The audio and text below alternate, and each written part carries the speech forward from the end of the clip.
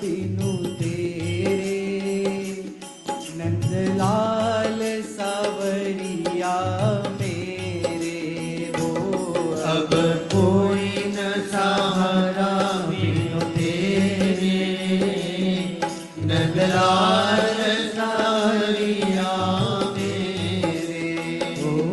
अब कोई न सहारा बिनु तेरे, गोपाल सावरिया मेरे।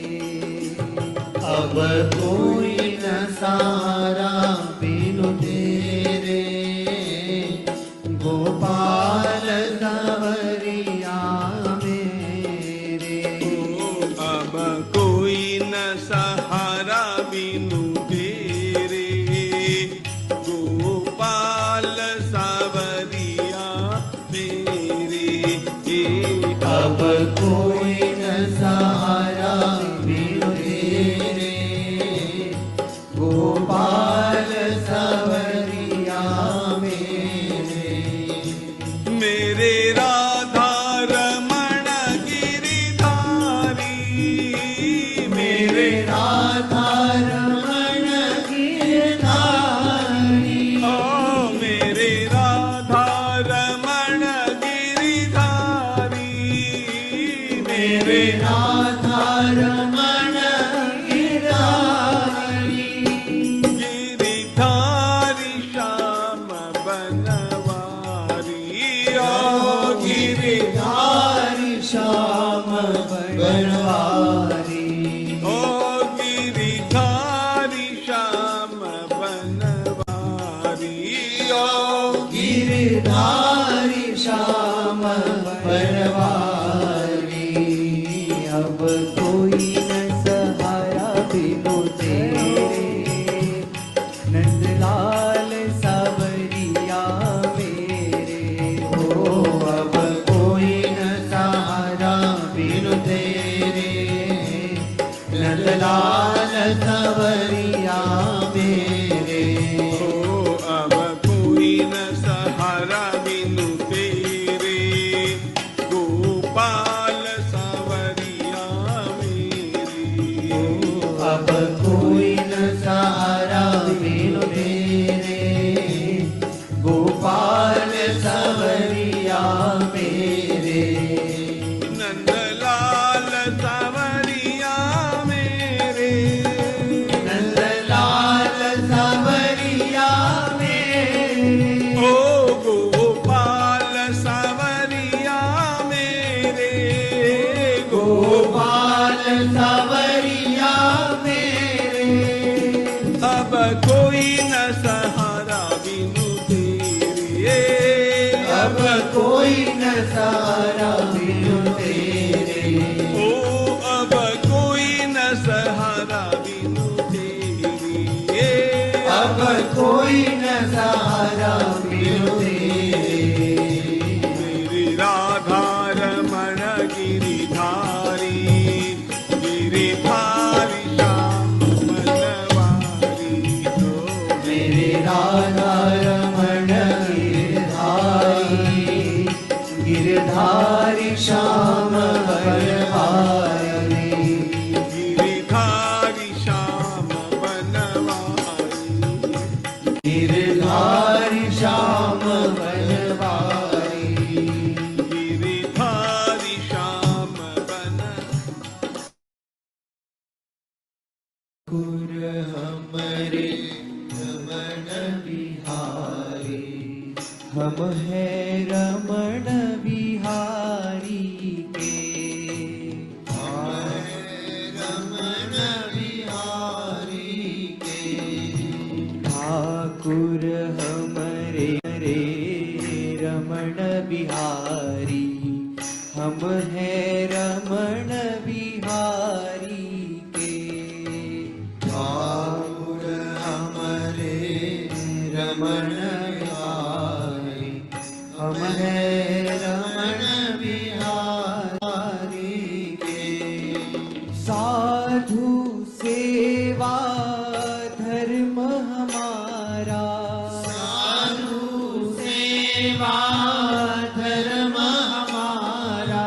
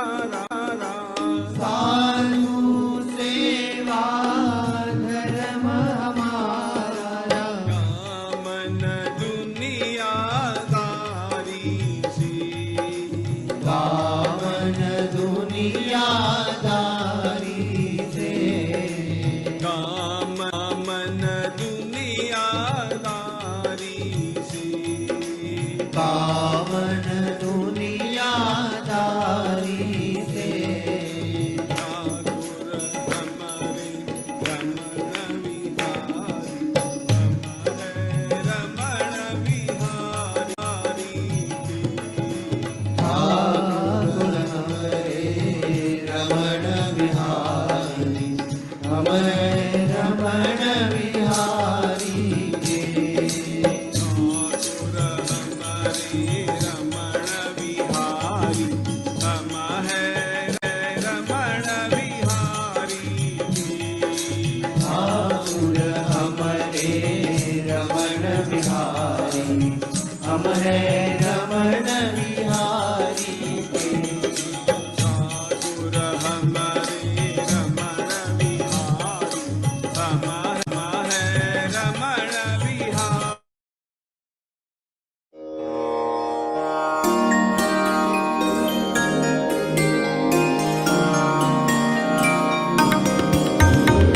सद्गुणों की साधना में ध्येय ज्योति नित जले। सद्गुणों की साधना में ध्येय ज्योति नित जले। संग्राममय जीवन धरा पर विजय रथ ले हम चले। सद्गुणों की साधना में ध्येय ज्योति नित जले।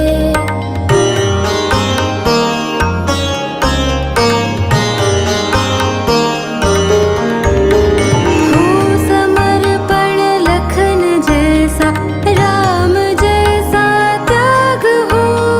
भीष्म सा हो नियम पालन शौर्य में अभिमन्यु हो। आपदाओं को कुचल कर वीर बालक हम चले। सद्गुणों की साधना में ध्येय ज्योति नित जले।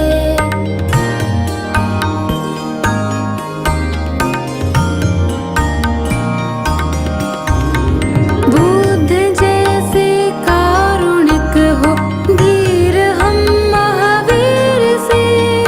ध्रुव जैसे निश्चयी सत्याग्रही प्रहलाद से।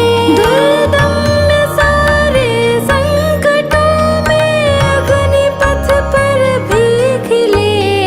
सद्गुणों की साधना में ध्येय ज्योति नित जले।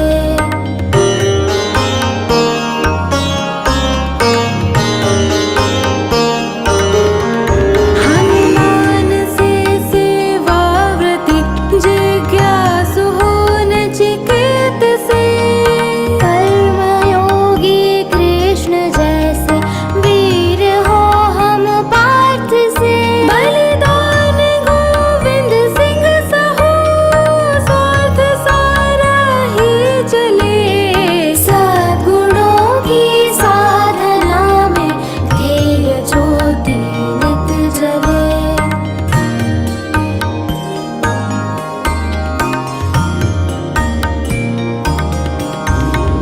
देशभक्ति हो शिवासम प्रेम हो गौरांग सा। स्वाभिमान प्रताप सा हो तेज झांसी वाली सा। जलती शहीदों की चिता से हृदय में अंगार ले। सद्गुणों की साधना में ध्येय ज्योति नित जले। संग्राममय जीवन धरा पर विजय रथ ले हम चले। सद्गुणों की साधना में ध्येय ज्योति नित जले।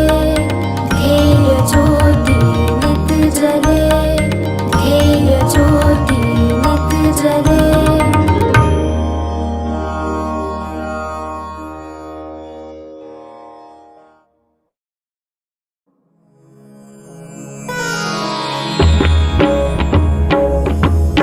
श्री गुरु चरण सरोज रज निज मनु मुकुरु सुधारी। बरनउ रघुबर विमल जसु जो दायक फलचारी। बुद्धिहीन तनु जानिके सुमिरौ पवन कुमार। बल बुद्धि विद्या देहु मोहि हरहु कलेस विकार। जय हनुमान ज्ञान गुण सागर, जय कपीसति लोक उजागर। रामदूत अतुलित बल धामा, अंजनी पुत्र पवन सुत नामा। महावीर विक्रम बजरंगी, कुमति निवार सुमति के संगी। कंचन बरन विराज सुबेसा, कानन कुंडल कुंचित केसा। हाथ वज्र और ध्वजा विराजे, कांधे मूज जनेऊ साजे। शंकर सुवन केसरी नंदन, तेज प्रताप महाजगवंदन। विद्यावान गुणी अति चातुर, राम काज करिबे को आतुर। प्रभु चरित्र सुनिबे को रसिया, राम लखन सीता मन बसिया। सूक्ष्म रूप धरि सियहि दिखावा, विकट रूप धरि लंक जरावा। भीम रूप धरि असुर संहारे, रामचंद्र के काज संवारे। लाय सजीवन लखन जियाए, श्री रघुबीर हरषि उर लाए। रघुपति कीन्ही बहुत बड़ाई, तुम मम प्रिय भरतई सम भाई। सहस बदन तुम रोजस गावे, अस कहि श्रीपति कंठ लगावे। सनकादिक ब्रह्मादि मुनीसा, नारद सारद सहित अहिसा। जम कुबेर दिक्पाल जहाते, कवि कोविद कहि सकै कहाते।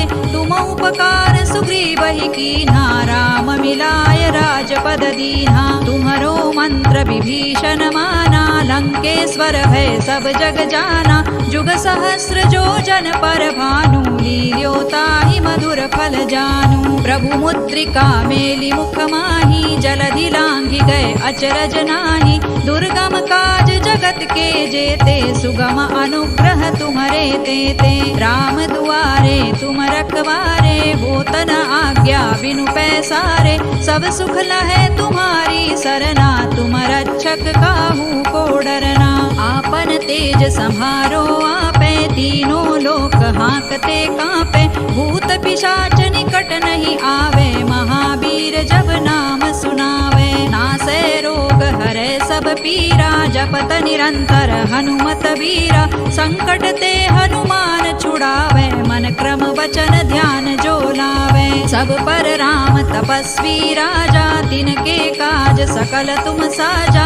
और मनोरथ जो कोई लावे, सोई अमित जीवन फल पावे। चारों जुग परताप तुम्हारा, है प्रसिद्ध जगत उजियारा। साधु संत के तुम रखवारे, असुर निकंदन राम दुलारे। अष्ट सिद्धि नौ निधि के दाता, असवर दीन जानकी माता। राम रसायन तुम्हारे पासा, सदा रहो रघुपति के दासा। तुम्हारे भजन राम को पावे, जन्म जन्म के दुख बिसरावे।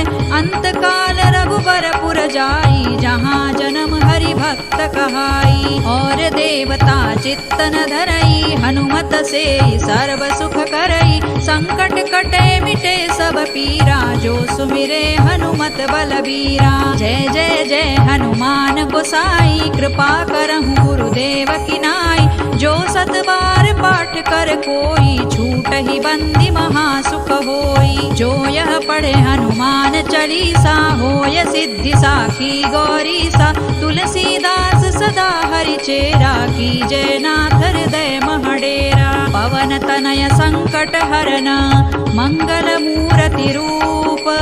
राम लखन सीता सहित, हृदय बसहु सुर भूप। सियावर रामचंद्र की जय, पवन सुत हनुमान की जय। उमापति महादेव की जय।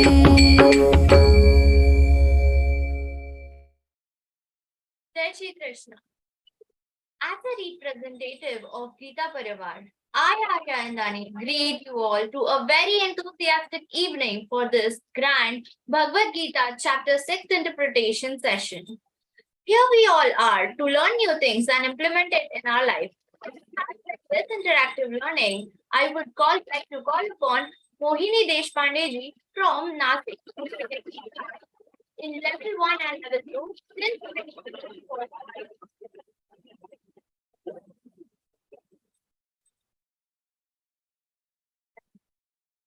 जय श्री कृष्ण। आवाज नहीं आ रहा दीदी आपका? आ रहा है, बोलिए आप। हाँ, ओके। वसुदेव सुतं देवं कंसचाणूरमर्दनम् देवकी परमानन्दम् कृष्णौ वन्दे जगद्गुरुम् श्रीकृष्णौ वन्दे जगद्गुरुम्। Thank you so much, Didi, for a beautiful start. दीदी आपका साउंड थोड़ा Namaste. दीदी आपका साउंड थोड़ा सा कम आ रहा है, मतलब डिस्टर्ब हो रहा है। Check check Am I now audible?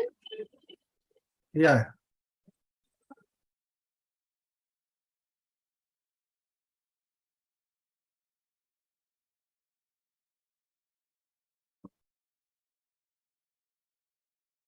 Am I audible now? हाँ yes Okay. Shall I start? Namaste Sharade Devi Veena Pustakadharine Vidyarambha Karishyami Prasanna Bhava Sarvada. To make this evening a blessed one and invoke Goddess Saraswati by lighting a lamp of knowledge and wisdom, I would now like to call upon Vaishali ji from Satara, who is also a techno star since Feb 2022.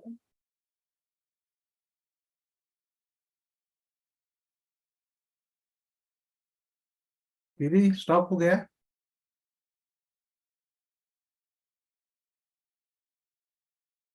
Am I audible, Bhaiya? हाँ अभी आ रही है। Could you hear me? I can hear you. Okay.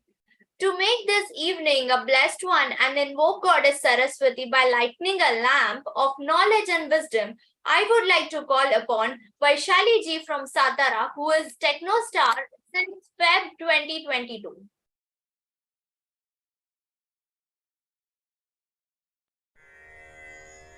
निषिद्धैरप्येभिर्लुलितमकरन्दो मधुकरैः करैरिन्दोरन्तश्छुरित इव सम्भिन्नमुकुलः विधत्तां सिद्धिन्नो नयनसुभगामस्य सदसः प्रकीर्णः पुष्पाणां हरिचरणयोरञ्जलिरयम् शरदिन्दुनिभां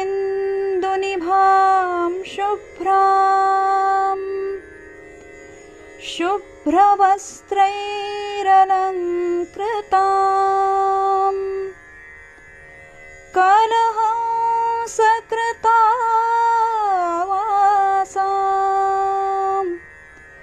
वरदां शारदां नुमः।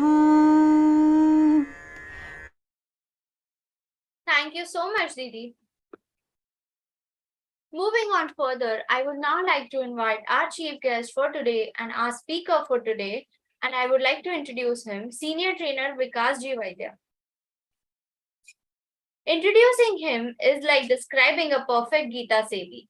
He is highly dedicated and expert Geeta Vrati who plays an inevitable role in Parivar of Geeta and Vishnu Sahasranam.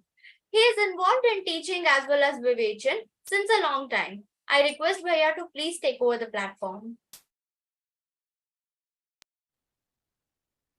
जय श्री कृष्ण। पूज्य स्वामी जी के चरण कमलों में कोटि कोटि नमन। Let us start with the prarthana. वसुदेव सुतं देवं कंसचाणूरमर्दनं देवकी परमानन्दं कृष्णौ वन्दे जगद्गुरुं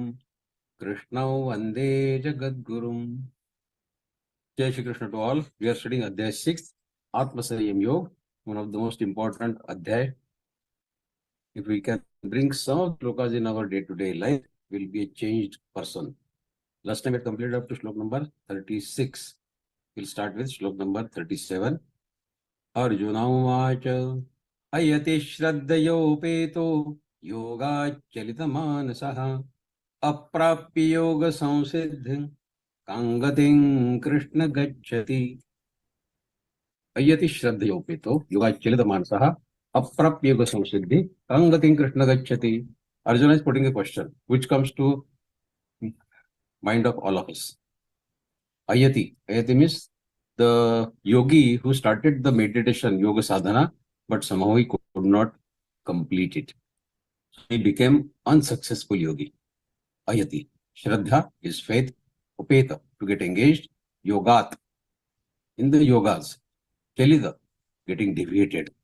Manasa, who has such a mind. Aprapya, failing to attain, achieve whatever he had planned. Yoga samsiddhim. This is what he had planned. To reach the highest level of yoga. Ka. Ka means a question mark. Which gatim, destination, gacchati, achieves. So Arjuna's question is, Krishna, what destination an unsuccessful yogi attains, who in the beginning takes the process of yoga, of self-realization with faith, but whose mind wanders away from yoga, whose resolve is not resolute, whose efforts are, so as to say, little lukewarm. But due to material attraction, he is unable to achieve the perfection in yoga. Efforts are lukewarm. He could not continue yoga. A lot of material attractions. So he is not able to complete the yoga. Perfection in yoga, he could not achieve. Where does he go? Kangatim Krishna gacchati. Kangatim. Which gati? Which destination he attains? Where does he go? So Arjuna is asking question, the man whose mind wanders away from yoga, whose resolve is not resolute, despite possessing faith, whose efforts are lukewarm, what happens to such a person who fails to attain perfection in yoga? Very pertinent question. Now, on hearing the difficulties in stabilizing the mind, Arjuna now raises a rather relevant question. What happens to the one who wants to trade on the path of yoga, meditation, but his resolve is weak? His mind is fickle. His efforts are half-hearted. But he does have faith. He does have faith in yoga and meditation. What happens to such a person? What is the fate of such a person who does not manage to perfect yoga, or who is unable to trade on the path with determination and consistent practice? Most of us, as we discussed last time, we are Arambhashur. Arambhashur is, we start with great big bang. Yes, I'm starting yoga, meditation, everything. But that enthusiasm, it disappears within few days. So Arjuna is asking this question. Now, this situation is like a person who reaches the railway station when the train had just departed. He could not reach in time. Well, the same is true for most of us. We keep missing the train of our life. Our priorities keep on changing. Let me first establish in job or in my business. Let me settle down well in my life. Let the children get settled, so on and so forth. But in the meantime, the train of spiritual evolution departs from the station. You cannot stop the train of life. Can we? It waits for no one. After all, can you prevent the death from knocking at your door? Cannot. Can you ask death to come some other time? I'm busy, please come after some time. Can you say this thing to the death? All the wealth you earn in your whole life cannot get you even 1 second of extra life. Otherwise, rich people could have become immortal, isn't it? So Arjuna wants to know what happens to those who are unable to catch the train of spiritual evolution, although they had the desire, the faith, but they lacked the resolve, and their efforts were led back. Arjuna continues on these lines in the next sloka also. Now, what causes such distraction? Why does he get distracted? What kind of material attractions attract him? There is a small story of Swami Ramakrishna Paramahamsa, the Adhyatmic Guru of Swami Vivekananda. He says, on one sunny morning in winter, this Swami Ramakrishna Paramahamsa, he was standing outside his ashrama, watching at the clear blue sky. he saw an eagle-like big bird which was making long circular round in the sky. With every round, he was going up and up and up and up. And within a few minutes, he went so much high up that Swamiji says, I could see him only as a small, tiny black dot in the sky. So I was wondering, where is this eagle going? He has gone so much high, as if on the way to heaven or what? Is he reaching heaven? But this thought came to my mind, and within a couple of minutes, I saw that big eagle-like bird. It nose dived and it came very speedily on the ground. I got surprised. I thought some arrow must have hit him or some bullet must have hit him. That's why he is just falling down. But then I saw that he was sitting in front of me, a few feet away from me, and his body was moving. So that means he was alive. So I was curious to know what exactly he is doing on the ground. I quietly walked a few feet closer to him, and I watched. I saw that eagle-like big bird was busy in eating a dead rat on the ground. So this thought came to my mind that people who want to attain heaven, they want to attain Paramgati, like this eagle-like bird, they get attracted by its dead rat in their life. Dead rat is an example giving simile of the material attractions that we have in life. So a person going so high up, he gets attracted to some small, tiny things in the life, and he gets distracted. So Arjuna's question is exactly that. What happens to that person then, who could not tread on that path of yoga? Okay, some attractions have attracted him, fine, understood. But he did have faith. He was going up and up and up. So he had the confidence, he had the faith. Unfortunately, he could not achieve the goal. What happens? To explain it further, Arjuna gives another example, saying that, next shloka, 38. Kajno bhay vibrashta chinna pravivanashyati apratishto mahabaho vimudho brahmanapati. Kachit means whether, no, not ubhaya. Ubhaya means both. Vibrashta, to get deviated. Chinna, shattered, torn. Abram, Abram is cloud. Eva, Eva means like. Nashyati, Nashyati means to get perished, gets destroyed. Apratishta, without any position. Mahabaho, here Mahabaho, Arjuna is calling to Lord Krishna. Mahabaho is a person with strong arms. So Krishna can call Arjuna Mahabaho and Arjuna can call Krishna Mahabaho. Both are strong armed people. Vimudha, to get bewildered. Brahmana, spiritual. Pati, on the path. So Arjuna further explains his question in this fashion to Lord Krishna, saying that, O mighty armed Krishna, who is confounded on this path of yoga, who has fallen down from both sides of the world, the spiritual world and the material world. Because he left the spiritual material world thinking that he will attain Paramgati, the Param Siddhi in the path of spiritual world. But he could not get that also because he could not complete his yoga sadhana. So this supportless, deluded person, does he perish like a mutilated, punctured, torn cloud?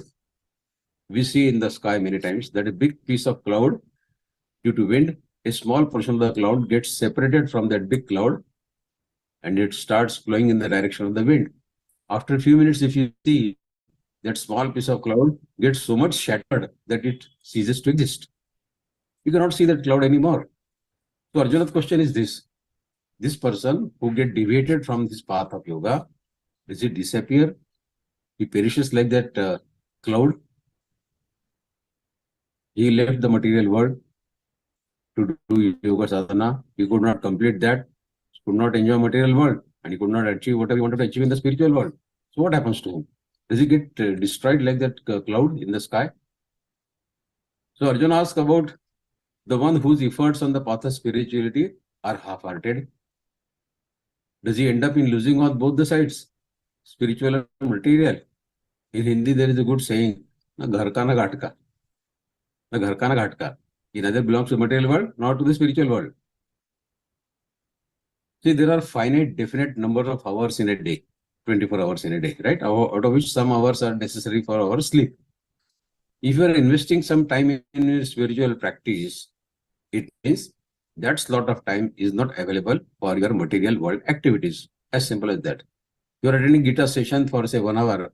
So that means that 1 hour you are not doing any activity in the material world. You are attending Geeta Vivechan or whatever.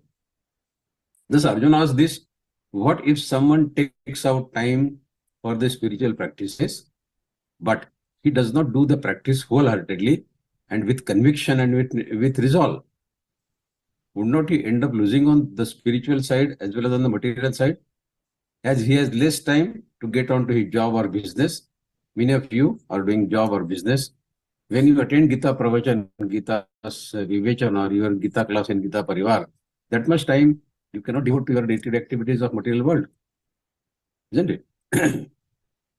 So many of you who are attending Gita Parivar classes and these Vivechan sessions are businessmen, maybe shopkeepers. So you would have delegated your shop, your business or your other activities to your subordinates. And they may look after the business well or they may not. Arjuna says that the one who keeps wandering between Gita class, Vivechan, Guru and his family from the spiritual world to the materialism, neither focused on the inner nor outer, no support from the God or Guru, won't his fate be just like a wandering, frayed, punctured cloud? See, who can become your support? Who can provide you the refuge? We have learnt in this Adhyay, who can be your friend? As Lord has explained to us in this Adhyay earlier also, you alone can become your friend and your support. Uddhareda atmana atma namo sadhe atma yatmana bandhur atma varipuratmana. You are your own friend, you are your own enemy. That means the one who does not become his support, does not he end up losing from both the sides? Will he not face the lose-lose situation? Proverbially, we always keep talking win-win situation, win-win situation. But then does he not face lose-lose situation? Both sides he is losing. Attaining neither the God nor the material world. So he faces a lose-lose situation, isn't it? Now let us see what Paramatma replies on this. But before that, Arjuna is further strengthening his question by saying that, Lord Krishna, you are the only one who can explain to me this. So he says in Shlok 39, Etanme samshayam Krishna chettumarhasya sheshatah tvadanyas samshayasya chetta nahyupapadyate. Upapadyate means is to be found. Etat, this is samshayam, doubt. Chettum is to dispel, to dispose of. Arhasi is to make a request. Asheshatah, completely, nothing remaining. That means asheshatah. But then you, samshayasya, of the doubt. So in short, the meaning of this shloka is, Arjuna is saying that, oh Lord Krishna, please remove this doubt. Which doubt? What happens to that yogi who became deviated from his path and all that? What we discussed in the previous two shlokas. Because it is not possible for anyone but only you to dispel this completely. So please dispel, remove this doubt from my mind as to what happens to that yogi. No other person other than you can solve this difficulty and take me out of this wave of delusion, confusion. You are the only one who can help me to emerge from this confusion. Now we have learnt in this Adhyay many things. So I think this is the right time to discuss a small story which will emphasize on the crux of this Adhyay, Adhyay 6, what we have learned so far. Many shlokas Paramatma has said, how to sit for meditation, how to concentrate your mind, wherever it goes, draw it back, all sorts of things Paramatma has taught us. Now a small story. A devotee like us, he went to a yogi and he said, I want to learn meditation, yoga, samadhi from you. This yogi was surprised. He said, oh my God, you want to attain samadhi directly? Okay, I will teach you how to enter into samadhi and all that. Have you studied something? Yes, I have studied Geeta. I know 6 Adhyay, Atma Sanyam Yoga.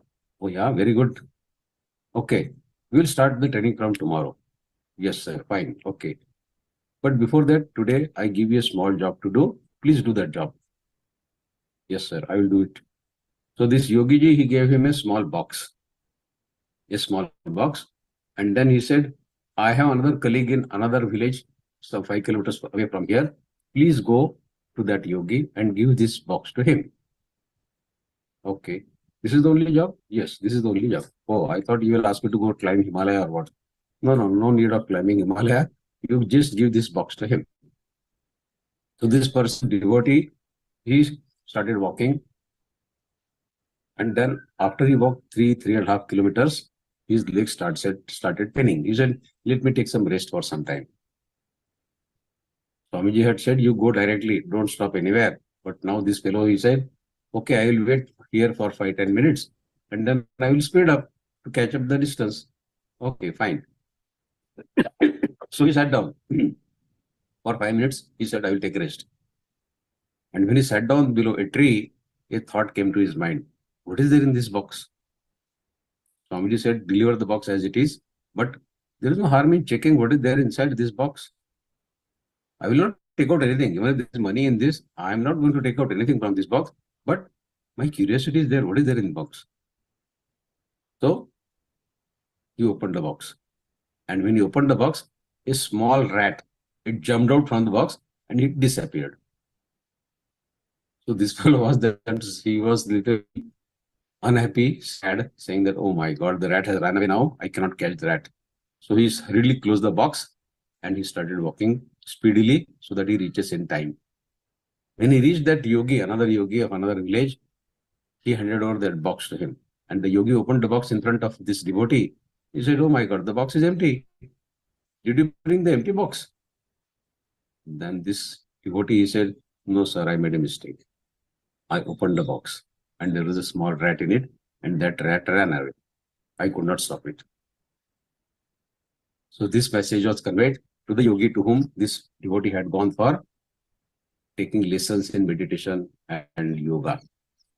So this devotee, when he went back to that yogi, he said, two basic prerequisites. Control over body, you don't have, because you sat down on the way. You could not walk even 5 kilometers. You sat down on the way. You are a young fellow. You should have walked 5 kilometers, but you sat down. Secondly, you have no control over your mind. You could not control your mind and you opened the box. So one who cannot restrain his body, one who cannot restrain his mind, he is not fully prepared for yoga. So please go back, do some rigorous practice, and then come back to me. So this is the crux of this adhyaya, what we have learned in this adhyaya 6, Atma Sanyoga. Okay, now let us see what Paramatma replies to Arjuna. Next shloka, shloka number 40.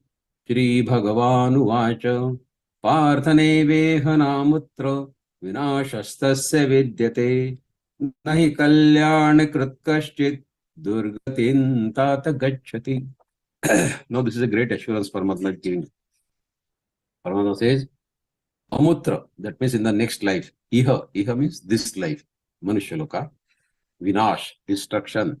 Vidyate, to exist. Kalyanakrit. Kalyanakrit means one who is engaged in some pious, auspicious, sattvic activities. Kalyanakrit. Kaśchit is anyone. Durgatim, to get degraded, falling down, is Durgati. Tata is my friend. We call in English also, oh, my dear friend. So like Tata means my friend. Gacchati is to go.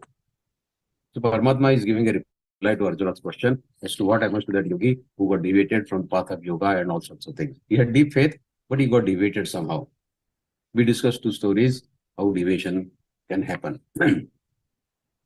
So Lord says, the one who strives to be righteous and virtuous, he does not ever come to any catastrophe, neither in this world nor in the next, neither in this loka or in paraloka. You have studied activity, good intention, you have deep faith in it. Doesn't matter if you cannot complete it. You will not fall down in your life, either this life or the next life. The one who has thought the sentiment of experiencing the samadhi, experiencing the oneness with Paramatma, even if there is not any firm conviction of attaining the self-realization, no devastation ever comes to such a person. Neither in this world nor in the life after this. Keep on treading on this path, one step at a time. Shanai Shanai. Paramatma already taught us. Shanai Shanai Ruparme Buddhya Dhuti Guritaya Atma Swastamana Kratvana Kinchidapi Chintaya. Don't think of anything else. Keep treading on this path slowly, step by step. And if you slip, if you fall, if you drift from your path, all that means is that what you could have attained sooner gets delayed. That's the only thing that's going to happen. The path which could have been straightforward becomes little longer. The journey which could have been completed in this lifetime will take some more lifetimes. But you will attain the destination if you keep treading on this path. So don't leave this path at any moment of time. But there is no question of any devastation, assures Paramatma in this shloka. And what a comforting assurance Krishna is giving us. Nothing good that we do goes waste.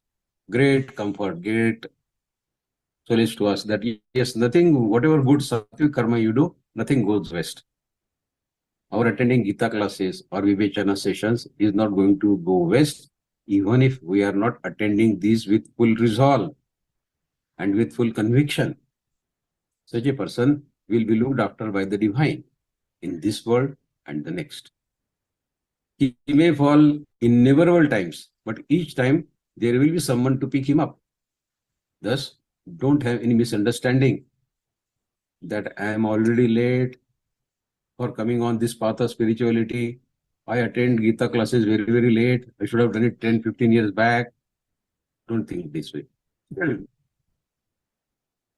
Surely, you cannot attain the ultimate goal and everything is going to go west. That thought will come to your mind that surely I'm not going to gain anything. But remove that thought. Keep on treading on this path with whatever shortcomings you think you may have. Shortcomings are there in everyone. No karma is without shortcomings. But remember, Lord's assurance is not a green signal for us to slacken our practice of yoga or meditation. You need to have very clear mind as to what you really want in this life. Your resolve needs to be unambiguous. Such are the ways of our sanchit karmas that they may distract us from this path without any forewarning. Sanchit is the depository of our karmas of previous life or even this life. That sanchit will prop up in the form of prarabdha. We will not know why this has happened. I am treading on this path regularly and someday something happens. The sanchit, whatever is accumulated karmas, it comes out in the form of prarabdha and you get deviated. What happens, you will also not know. We saw that in story of Swami Ramakrishna Paramahansa. Now, personally talking, it is my general experience that initially all the Geeta classes or Vishnu Sahasranam classes which we take have large number of registrations. First day, many people cannot even come into the class because 100 is already over. Zoom session, 100 is the limit. But many people then complain, oh, we could not attend because we were not admitted. 100 is over. Out of registered devotees, many start attending initially. But slowly the number starts dropping. People find some excuses for not attending the classes. It is only a 40-minute class. But in those 40 minutes, people find some very, very important assignments which they cannot postpone even by 10 minutes. Some received guests. Some are not feeling fit and healthy. Some have some other interesting TV serials or programs to watch. Some have some, what that ladies' game is, Vishi. When monthly all the ladies come together and then they draw a lottery. That game is called Vishi. No? So they have Vishi with their friends. That means if you have nothing else to do, then only you think of attending some spiritual practice session. You think this is the right approach? Think. I don't want to elaborate more on this, but give a good thought to it. I tell you with great honesty in my mind, with deep sentiments in my mind, that this is the one and only one thing. that keep on saying till this, I will keep on saying this till the time I am teaching Geeta or Vishnu Sahasranam, that be in remembrance of the divine. Else you will repent. No other word, repent. Do not while away your precious life pursuing this impermanent, perishable, worldly acts. Get immersed in the divine remembrance, because that alone will ferry us across this world of sufferings. Nothing else whatsoever. You see, the beautiful aspect of our Hindu religion is that all of us, even though we are tardy, not so clean in our life, we have kamanas, desires, all blah blah things in our life, but we are still considered as children of God. Every Adhyatmic literature that you see, it explains that we are all children of God. Paramatma also treated us in equiposition. We are considered perfect, pure and divine from within, because Mamai Mausho Jivaloke, we believe firmly in this, that we are a fragment of Paramatma only, irrespective of our outward acts and appearance. So by always emphasizing on this bright side, one day we really become a good person. Because every day if this thought keeps going into your mind that I am a fragment of Paramatma, I am a fragment of Paramatma, Mamai Mausho Jivaloke. So ultimately this thought goes so deep in our mind that we may become a good person one day with a lot of patience and with a lot of practice. So I request you to even tell your children that they are little saints, even when they seem not to really deserve it, but keep on telling them that they are a fragment of Paramatma, they are a small saint. Okay, let us go to next shloka now. Paramatma says further on the same lines, Slok 41, Prapya punyakrutan lokan shitva shashvati samaha Shichinam Shrimatangehe Yoga Bhrashto Vijayate. Now this is the root Paramatma is telling. What happens to that Bhrashta Yogi? Yoga Bhrashta Yogi, what happens to him? Prapya, after achieving Punyakrutam, of those who perform pious auspicious activities, karma, Punyakrutam. Lokan, Loka, which Loka? Heaven, Swarga. Ushitva, to live. Live means L-I-V-E, live. Shashvati, Shashvati means many. Sama is years. Shuchinam is pious, pavitra, pure. Shrimatam, the rich, prosperous. Gehe means the house, family. Yoga Bhrashta is that yogi who got deviated from his path of yoga. So that is called Yoga Bhrashta. It's not an abuse. Yoga Bhrashta is not an abuse. He had deep faith in yoga and meditation. Unfortunately, he could not complete it. That's the only fault. But it's not an abuse. Yoga Bhrashta is not an abuse. So Paramatma says, the unsuccessful yogi who got deviated from the path of meditation, yoga, goes to the higher world, that means heaven. And after spending countless years in the world of elevated, pious souls, Prapyapannikrutan Lokan, and he gets reborn in the home of noble and pure Shuchinam, or in the family of rich aristocracy family, like some Tatas or Ambanis. Now, Krishna says us in this shloka that if we give up our meditation after some years due to overpowering of sense desires or our self-will, he will carefully store our sadhana for us so we can pick it up later. He stores our sadhana. You have done meditation for 5 years, he will create a box and put our sadhana in that box for 5 years. Then he will wait for us. When he will come next, see, the Lord is a good storekeeper, and he will keep our sadhana in a packet carefully put away on the shelf until we come again and reclaim it the next time. When we return to that store which the God is guarding, and we ask him, would you please look for something I forgot last time? It's a packet of 6 years of meditation. I want that pack. Then Krishna will say, I have kept it very carefully on this shelf. It's pretty good. Your parcel is pretty good. It is weighing quite a good bit. I like. Take your parcel. A proof of this, he tells us we will be born next time in a family with good set of parents. That means our yoga sadhana for earlier life has helped us. This is the proof. And this set of new parents who will help us with their personal examples to be patient and forgiving and to lead spiritual life. This is perhaps the reason why I had great blessing to be born as a son of father who used to read Ramayana and Geeta every day, and the son of my mother who used to read Vishnu Sahasranam every day.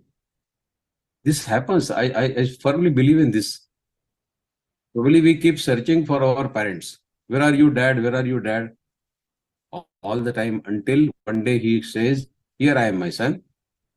And then we take birth in that family and start our sadhana, which we have left half done in the previous life. So Bhagavad-Gītā and our Hindu religion, we strongly believe in rebirth, in reincarnation. And every birth is related to the previous birth.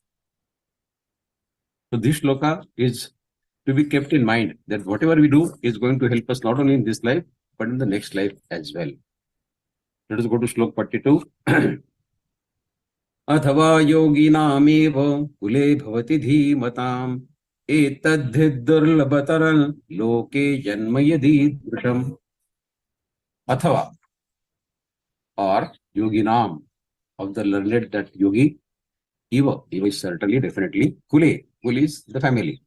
Bhavati is to take birth. Dhimatam, those who are endowed with great wisdom, jnani people. Etat, this, durlabhataram, very, very rare. Durlabhataram, very rare. Loke, in this world, janma, birth, of course. Idrusham, like this. So Paramatma says, Shujinam Shrimatam Gehe Yoga Bhrashta Vijayate, in earlier shloka, if that does not happen, what happens is, the unsuccessful yogi who would not complete his yoga sadhana and he got rebirth, on taking the birth, his divine intellect conscious gets revived. And then he gets birth in the family of Shuchinam Shrivatam. That is what earlier shloka says. If that does not happen, then such a yogi who got deviated from his path is born in a family of an enlightened yogi. Dhimatam gehe. But this kind of birth is very rare. In this phenomenal world, to take birth directly in the family of some Dhimatam Jnani is very rare. The Lord says the alternatively, that Yoga Bhrashta Yogi, he gets reborn straight away. He doesn't have to spend years in the heaven also. After death, they say within 3 days of death, this yogi who got Yoga Bhrashta, he takes birth in a household of dispassionate yogi. He does not have to pass through that route of heaven and then again take birth and all that. He directly takes birth within 3 days in the family of a dispassionate yogi. This means that even yogi raised the family. Yes, of course, yogis do raise family. Many rishis were family people, Vasishta, family people all. Just as you don't stay in a filthy place, we don't want to stay in a dirty place. Do you think the Yoga Bhrashta yogi will take birth through some ordinary set of parents?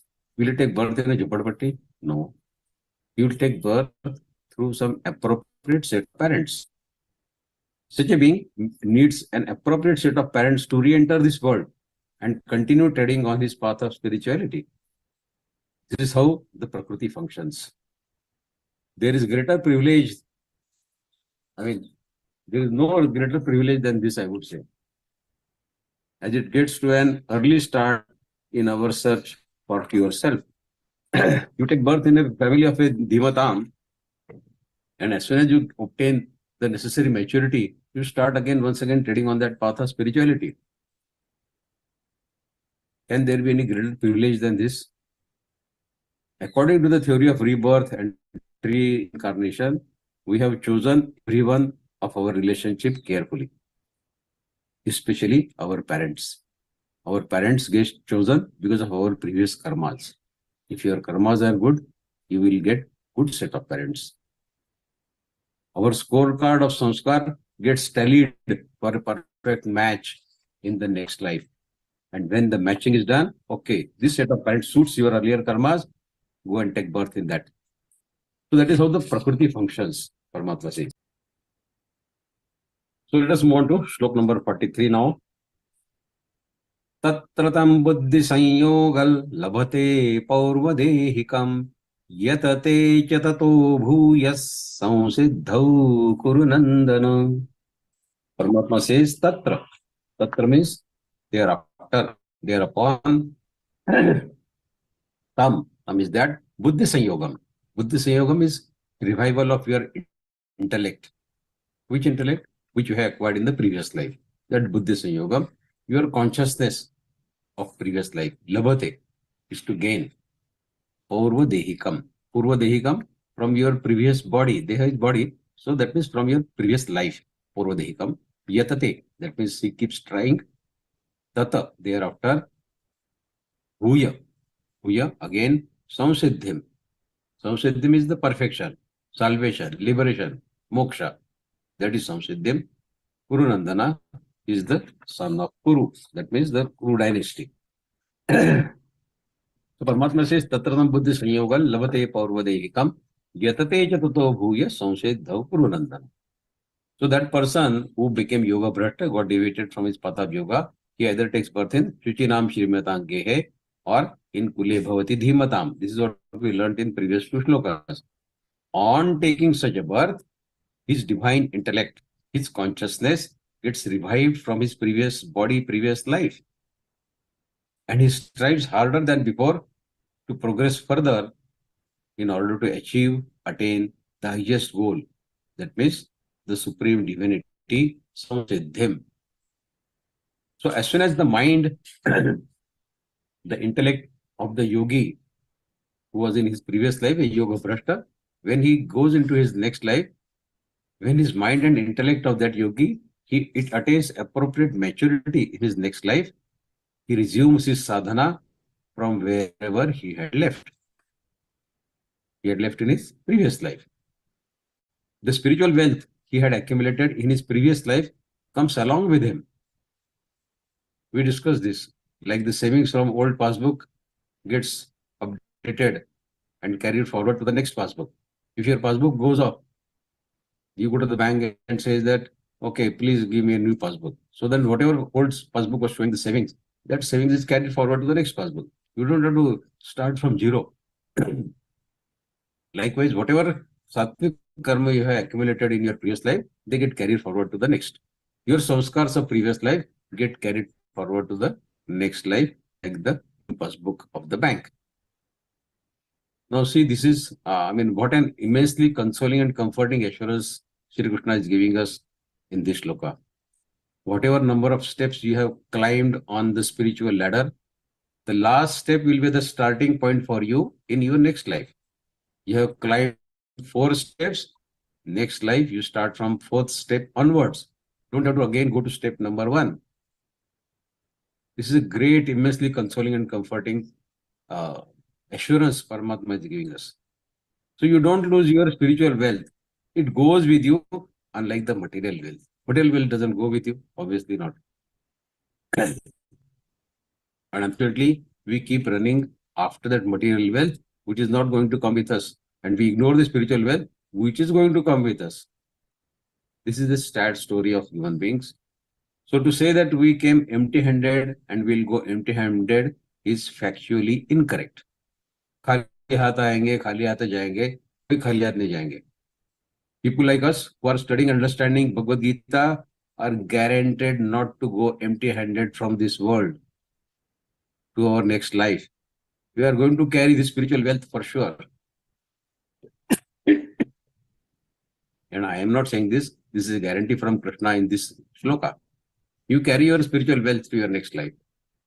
In the next life, you will not have to search for a guru. He will come searching for you. Like in this life, many of us, we were not searching for Geeta learning, but the Geeta Parivar somehow approached us. Somebody sent us a message, somebody sent us a link, and we joined. And then we are treading on this path. By Guru, I mean Gyan.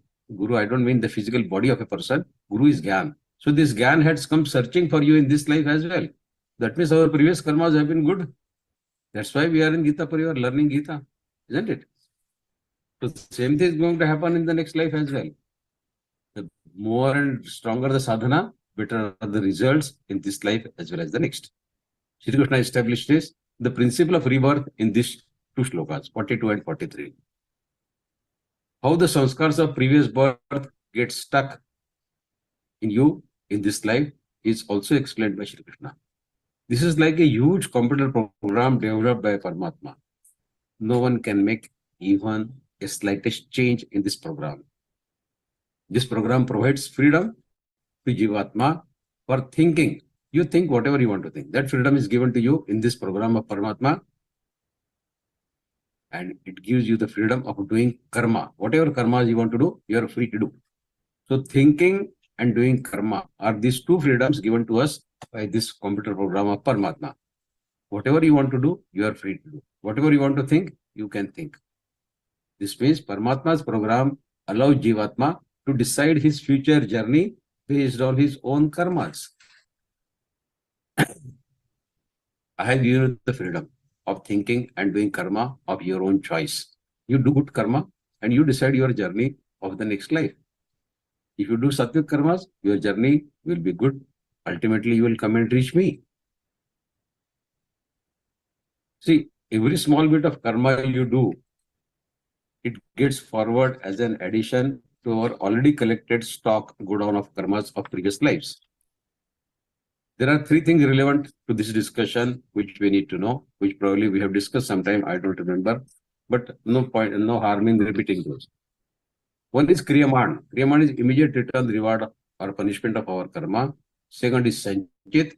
Sanchit is a depository of our karma, where your karmas get deposited life after life. That is Sanchit. And third is Prarabdha. The karmas from Sanchit get propped up at an appropriate time in any life. This life, or next to next life. We don't know when. And that Prarabdha, it makes you face the result, return, reward or punishment of your previous karmas. The timing of Prarabdha is not in our hands. It is in the hands of Prakriti, that computer program of Paramatma. But Nishkam karma, that means the karma which is devoid of return, reward expectation, which is devoid of attachment, which is devoid of kartavyabhiman, kartrutva-abhiman, that I am the doer, devoid of that. It takes you closer and closer to Paramatma in every life. So Nishkam Karma Yoga, it does not follow the route of Kriyaman, Sanchit and Prarabdha. Because nothing gets attached to you. You are doing Nishkam Karma. All this Kriyaman, Sanchit and Prarabdha happens because of bondage of karmas that we do. We do karmas with some expectation, and every karma that is done with expectation, it creates a bondage for you. But when the karmas done by you are devoid of return, reward expectation, they are devoid of any attachment, they are devoid of any kartrutva abhiman, you don't get bondage of your karmas. So there is no question of Kriyaman or Sanchit or Prarabdha. Nishkam karma follows a different path altogether. That is why Karma Yoga has been stressed by Paramatma in Geeta in so many shlokas. Okay, we go to next shloka now, slok 44. Purvabhyasena tenaiva hriyate yavashopi saha jidnyasurapi yogasya shabda brahmati vartate. Now Paramatma says, Purvabhyasena, previous practice. Tena, by that, hriyate. Hriyate is attracted. Avasha, avasha means quickly, automatically. Jidnyasu, the inquisitive. Yogasya, about yoga. Shabda Brahma.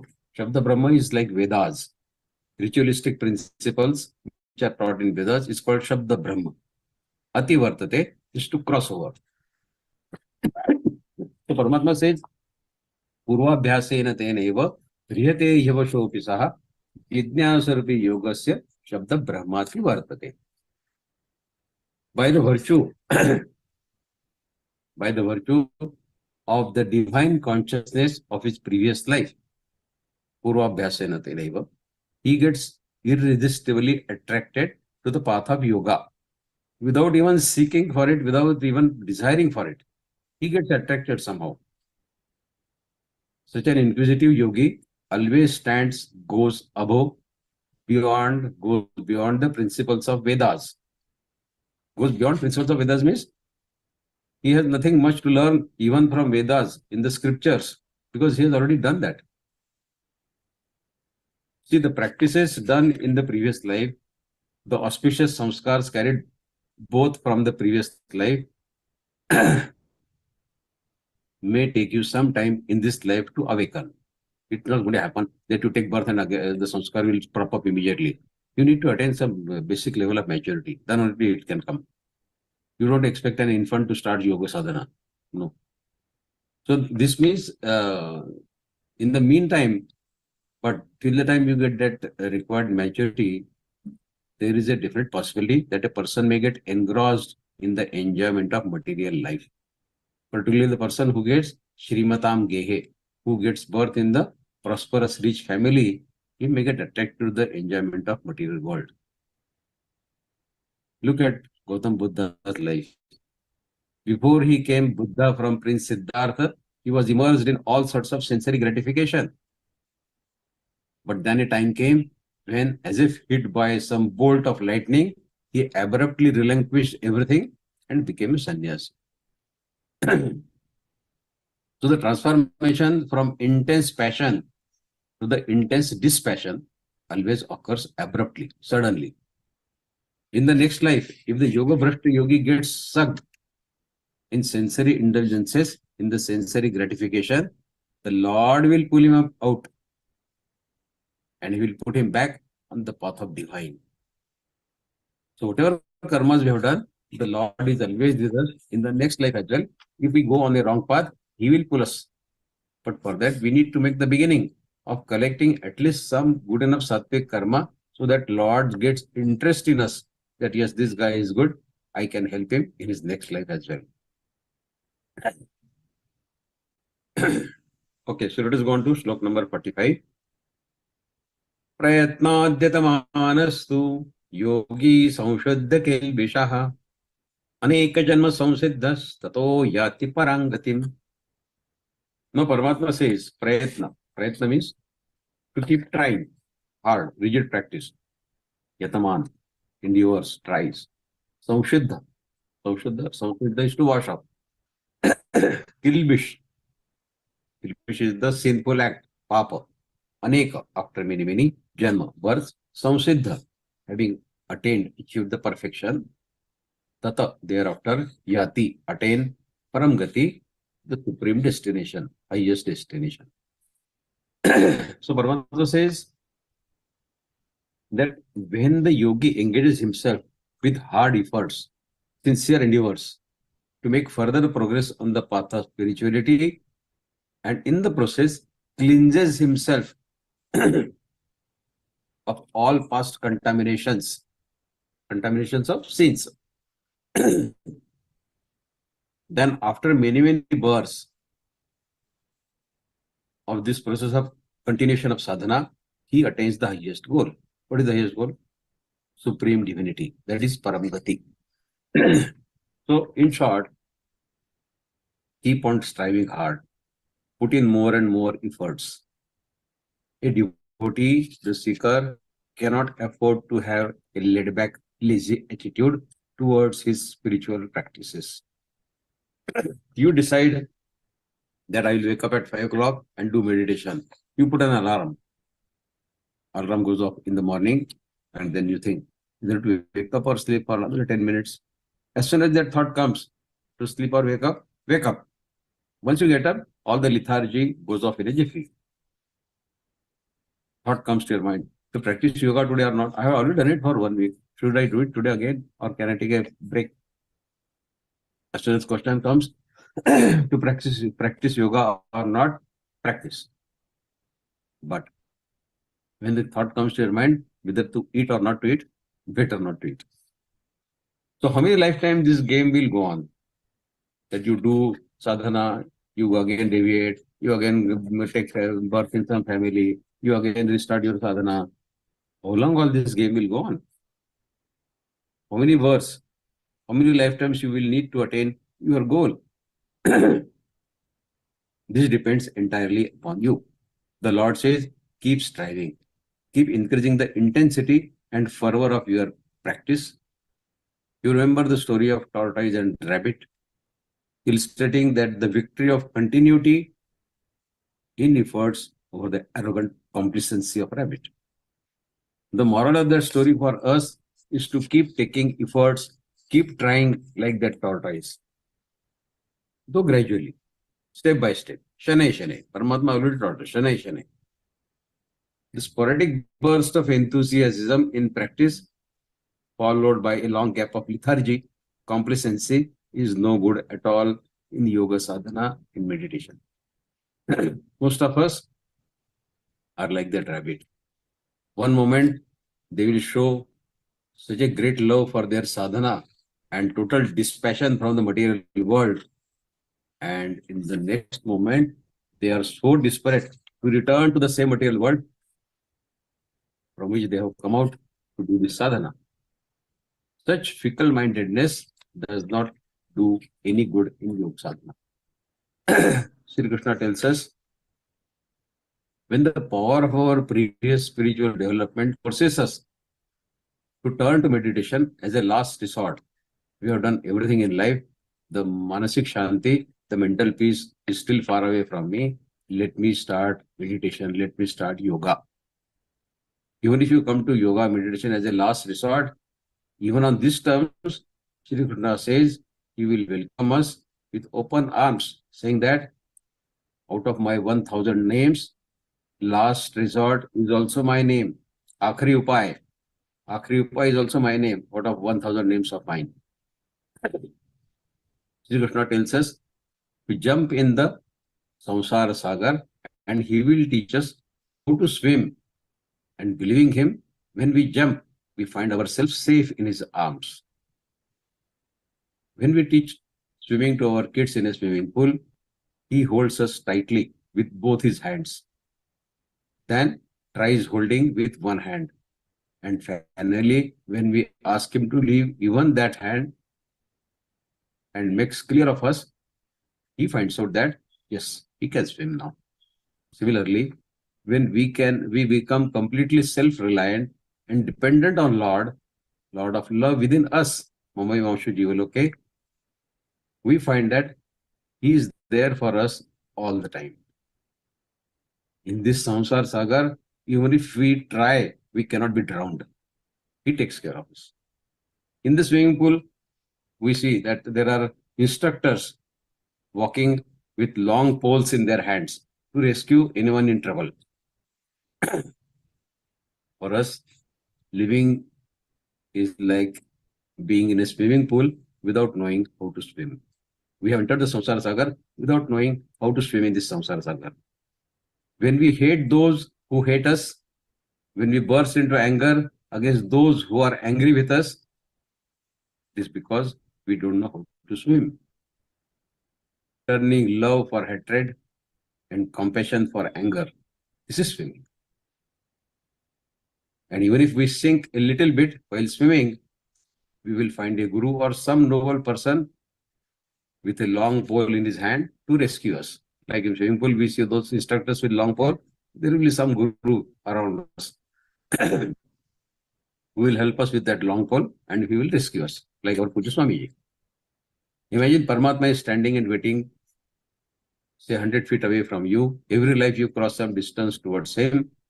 This life 1 feet, another life 1.5 feet, 2 feet, like that.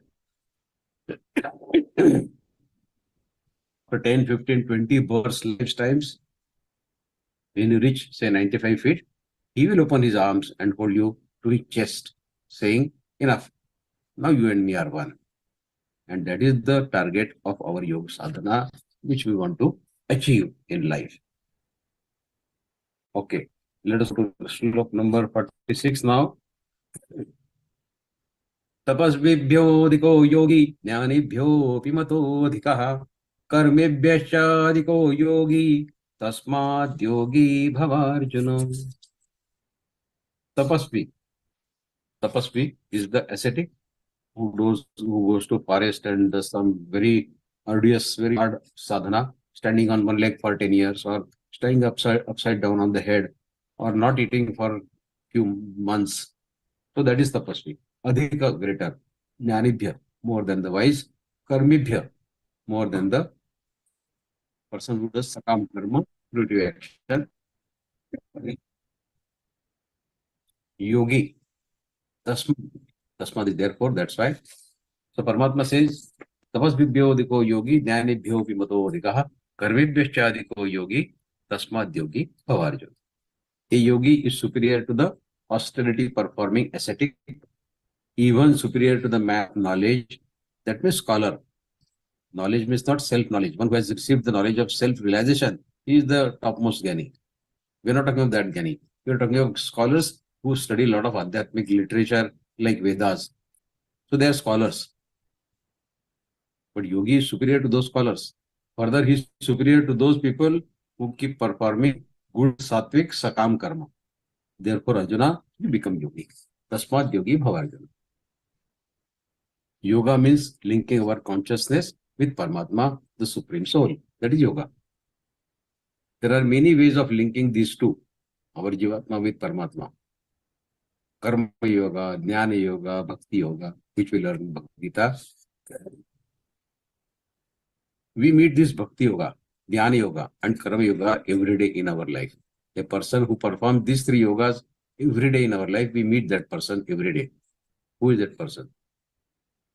The housewife makes planning for people in her house and also for the guests with a noble intention that everyone enjoys the food.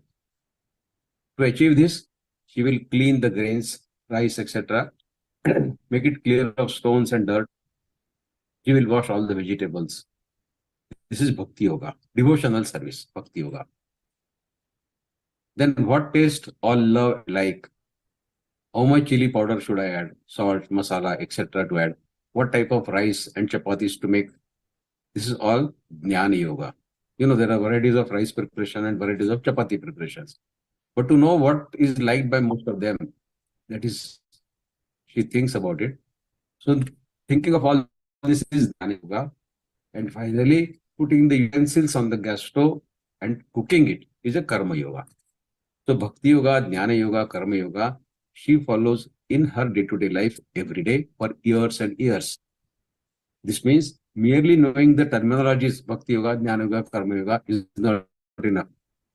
How to put it in practice every day is important. But they are putting it in practice, which is more important than merely knowing the terminologies.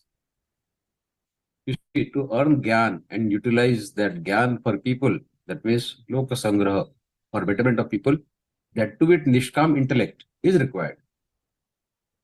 That yogi, Paramatma says, is superior yogi. Yes, like the yogi we see in our house, our housewife. The Lord at the end gives a blessing, yogi bhavarjuna, saying that Tasmat yogi bhavarjuna, and he gives this blessing with such love and compassion that it should be dear to everyone who seeks to know his pure self. Paramatma says, may you attain the goal of yoga. Arjuna, you become yogi. You attain the goal of yoga. Thus, yogi bhavarjuna, may you attain the goal of yoga. You become a yogi. So, may we all attain the yoga goal, getting the Param Siddhi with his blessings of Shri Krishna, Tasmad yogi bhavarjuna. Okay, let us go to last look of this Adhyay, 47. Yoginamapi sarvesham madgate nantaratmana shraddhavan bhajate yo mam same yuktatamo mataha. Yoginam, of all the yogis, sarvesham, of all types, madgate na, abiding in me, always engrossed, always thinking, is anta atma, within himself, shraddhavan, with full faith, bhajate, to render devotional service. Yuktatam, the greatest yoga. Mata, mata is considered opinion. So Paramatma says, and all the yogis, the one with great faith and confidence in me, who always abides in me, thinks of me within himself, renders devotional service to me. He is most intimately united with me in yoga and is the greatest of all yogis. This is my opinion. Me mataha. In Bhagavad-Gītā, you hear this proverb, this phrase, me mataha. This is my opinion. Paramatma is very humble. He says, this is my opinion. You are free to have your own opinion. I have no problem. But this is my me mataha. So this is Paramatma's opinion. Now, when you add bhakti yoga, that means devotion to karma, it is like adding sugar to the Paramatma makes such a karma yogi. It is like adding sweet fragrance to the gold. Sone pe suhaga. When you add bhakti to your karma. Attaining siddhi with only karma yoga could be a very sort of dry process. When you add some ras, some juice of bhakti, then the product becomes more tasty. And Paramatma likes the taste of this product. Your karma, nishkam karma plus your bhakti. That makes the product very, very tasteful. Shri Krishna loves devotees who do everything for the Lord. They think, if I eat this, will it make my body stronger to serve the Lord better? If I think this way, will it make my mind and my will so that I can serve the Lord better? Krishna is in deep love with all such people whose consciousness is permeated in the presence of Lord. Every activity, every bit of activity they do, they have Lord in their mind. For every one of us, that means, can become Krishna's favorite devotee through sustained, systematic, enthusiastic practice of yoga. He has told us what he likes and what he does not like. In this Adhyaya 6, the Lord tells us that without yoga meditation, it is not possible to acquire spiritual wisdom. To act wisely or to bring about much needed transformation of our character, conduct, and our consciousness, we need to practice yoga meditation. When we take to yoga sadhana, no matter what obstacles, we will find the Lord's grace will come on us in many ways. We will be blessed with vibrant health. You do yoga, yoga definitely helps your body, so you will enjoy it. And with increased purity of mind and the ability to harness our creative resources, even to solve the most difficult problems of life.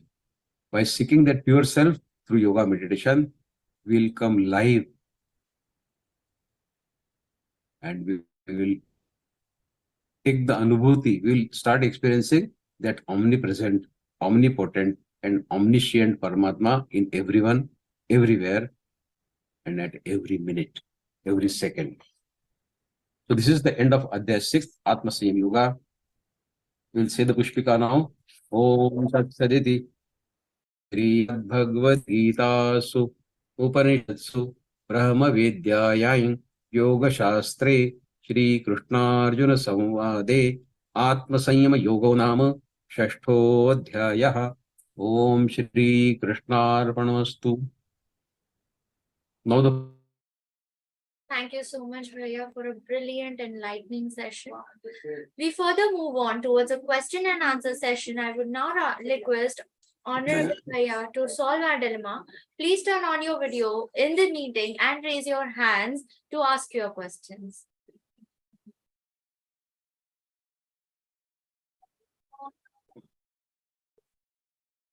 Okay, I received a question when I was talking as to why we are calling Shri Krishna instead of Shri Krishna, Rama instead of Rama, or yoga instead of yoga, yoga instead of yoga, all that. So you see, the question is, I am an NRI and I am discussing on this spiritual, this adhyatmic issues with a lot of foreigners on many occasions. When you speak in that language, English, you have to do pronunciation as per the rules of that language. I cannot insist that I will speak English, but I will speak it like Marathi or I will speak it like Hindi. The rules of the language have to be followed. You talk to any foreigner or any English speaking person, He will say yoga. Now, if I say yoga, I agree with you that there are no exact words for, like we say karma. In English books, the karma, they will say action, work. Karma is different than action and work. There is no exact parallel for karma. There is no exact parallel for sanchit. There is no exact parallel for asakti. So these particular few words in spirituality, you will not find exact parallel to them in English. So when we are speaking that language, we need to follow the rules of that language. That's why I sometimes combine both the languages so that our basic concept is understood. Whether we call it yoga or yoga, so long as we know what does it mean, connection with Paramatma, that should be suffice, I think. That should suffice. Pronunciation, whether yoga or yoga, Shri Krishna or Shri Krishna, is a very minor issue. You can call it Shri Krishna. When I am speaking in Marathi or Hindi, I call it Shri Krishna. I don't say Shri Krishna in Marathi or Hindi. But it's a rule of the language that we need to follow. That is the only reason. There is no other reason. Okay, if there are any questions on this adhyay, you are most welcome to raise the questions. Participants, we request you to please turn on your video and raise your hand for any further questions.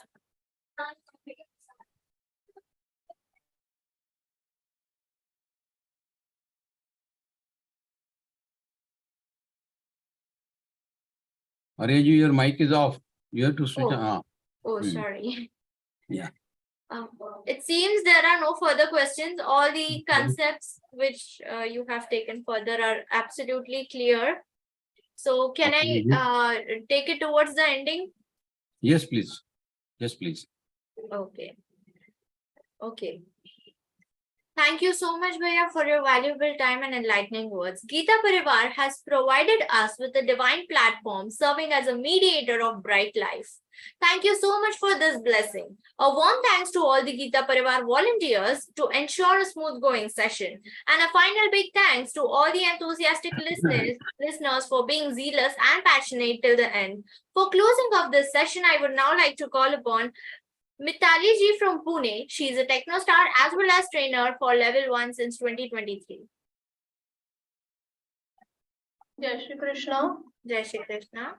Thank you so much for this introduction. So we'll take the Prarthana, Samapan Prarthana. Yogesham Sachidanandam Vasudevam Vrajapriyam Dharma Samsthaprakam Veeram Krishnam Vande Jagadgurum Shri Krishnam Vande Jagadgurum. Jai Shri Krishna. Thank you so much, Didi, for a beautiful Samapan Prarthana. There is one hand raise. Okay. Yes, Vikas, Bhaiya. Hello, can you hear me? Jai Shri Yes, Krishna. Bhaiya, yes, absolutely. All right. Yeah, I am in L3 now, and we are learning Adhyay 3, 4, 5, and 6. So I want to basically know the what is meant by the Sankhya Yoga and Karma Yoga, Jnana Yoga. These words are known to me, but I am not actually aware of the word Sankhya Yoga. What does this Sankhya Yoga means? And so that will help me to understand. And my second question is why the Bhagavad Gita is divided into these yogas. Why they are not combined in one adhyay? Yeah. Okay, so first thing first, what is Sankhya Yoga? Sankhya Yoga, when you learn Adhyay second in your L4, you will learn what is Sankhya Yoga. But in short, I might tell you that Sankhya Yogi, he does not believe in karma. His thinking is that every karma, whether it is sattvic, whether it is rajasi, or whether it is tamas, it creates a bondage on you. It creates a bondage on you. So that's why a Sankhya Yogi, he doesn't want to follow the route of karma at all. As we discuss sometimes, I think during third Adhyay discussion, that even if you do some good sattvic karma, trying to help people, But when you help people and you are expecting something in return, that creates a bondage on you. You will have to take birth again to recover it from him, or he will have to take birth to again to return it to you. So any karma that you do with good intention, but that creates a bondage on you. In 20th Adhyay, we learn this also. In Gunatraya Vibhaga Yoga, that Sattvic Gunas also put a bondage on you. So the only way to get rid of this cycle of birth and death is to become Gunatit. No Sattvic, no Rajasi, no Tamasi. You become Gunatit like Paramatma. Being Gunatit is a Paramatma's attribute.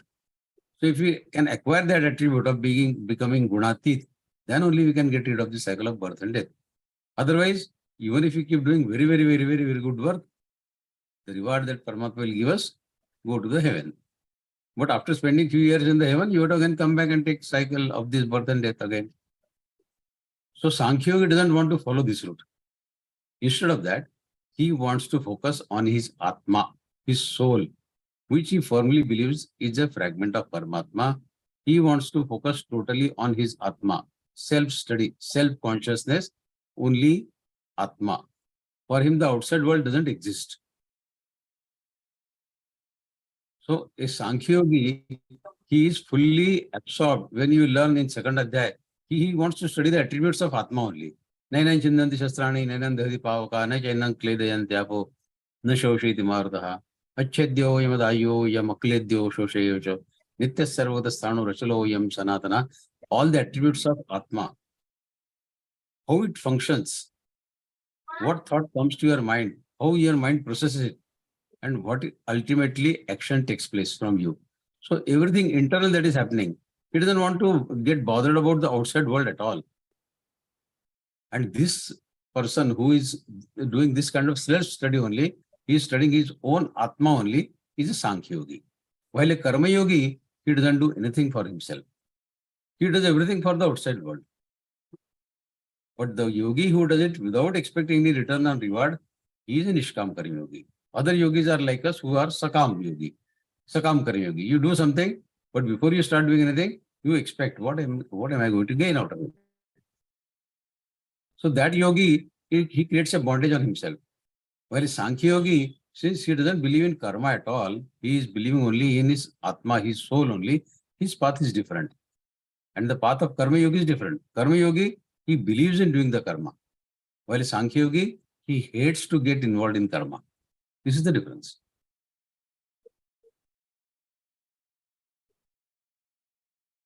Any other questions? Yes. The sixth Adhyay, Atma Sanyam Yoga, is for the Karma Yogi or Sankhya Yogi, or it is the general for everyone? Like, what is the sixth Adhyay is for? Like, is it for? See, there are two major things Paramatma teaches us in sixth Adhyay. Atma Sanyam. Atma Sanyam is two-way. You should have control over your body, and you should have control over your mind, your thoughts, your intellect.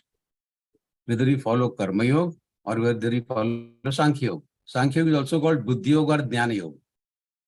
Okay, Sankhya Yoga, Buddhi Yoga, Jnana Yoga is one and the same. While Karma Yoga is different than that Buddhi and Jnana Yoga.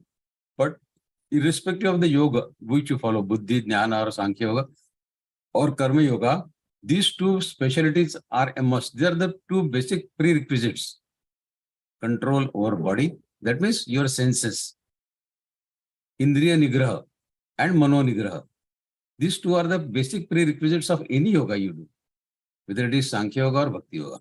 So, Adhyay 6, it teaches us how to sit for meditation, how to select the place, how to prepare the asana, how to prepare the seat where you want to sit for meditation, how to select that particular place, how to sit, how to do breathing, how to posture, how to have the posture of your body, how to control your mind. Mind will keep yato nischarati manaschanchalam tadastado niyamyat atmaneva shanet. Wherever your mind goes, let it go, draw it back. It will go again, run again, pull it back. It may happen 10, 15, 20 times. Ultimately, the mind gets tired and then it won't move. So these are the techniques which Atma Sanyam Yoga teaches us in 6th Adhyay. And these techniques are useful not only for a Sankhya Yogi, but also for a Karma Yogi. Because when you are doing Nishkam Karma Yoga, you need to have control, restraint on your senses, on your body. Otherwise, you'll get involved in sense gratification only. You'll do karma, but then out of that, you will expect sense gratification. And that is not what is expected. To avoid sense gratification, you need to have restrained senses. To restrain, regulate your senses, to subjugate your senses, you need to learn these techniques. And that is what we learn in 6th Adhyaya, Atma Sanyam. Atma Sanyam is useful in any yoga you follow.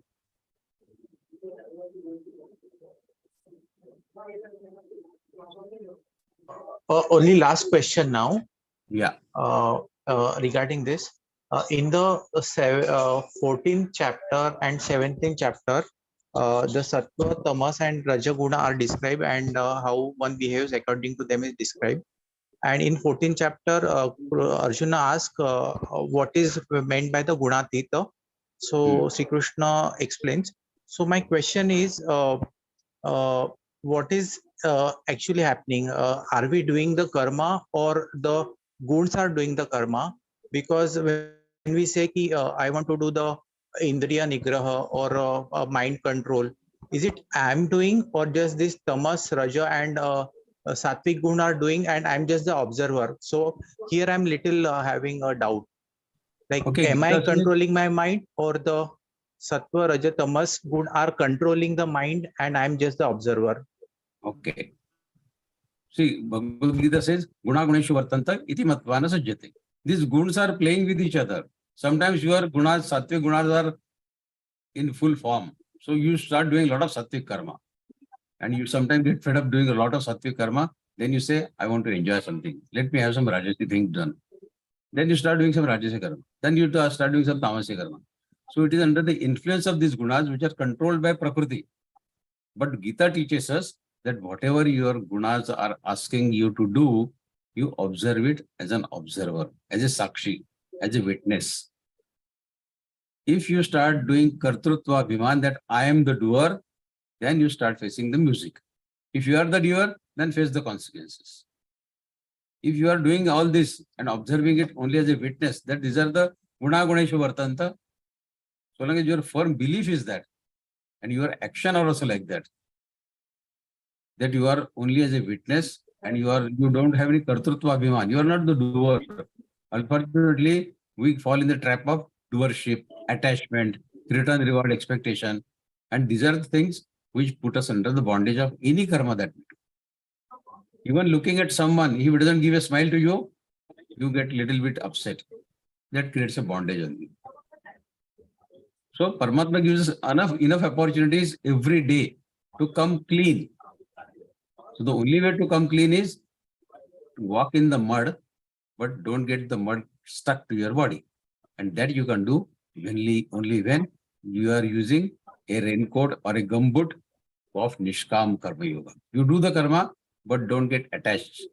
The mud should not stick to your body. You have to see, ultimately, you cannot run away from karma. Even Sankhya Yogi, though they hate karma, but they have to do basic karma to sustain their body. Otherwise, who will feed them daily? They have to do some to earn something to feed their body. And if the body is not strong enough, fit enough, they cannot do even Sankhya Yoga. So for basic body sustenance, you need to do some basic karma. That is a must, which nobody can avoid. But the only thing that while doing those karmas, we need to take care that no karmas put a bondage on us. Only when the bondages are not there, then we become totally free of any bondage.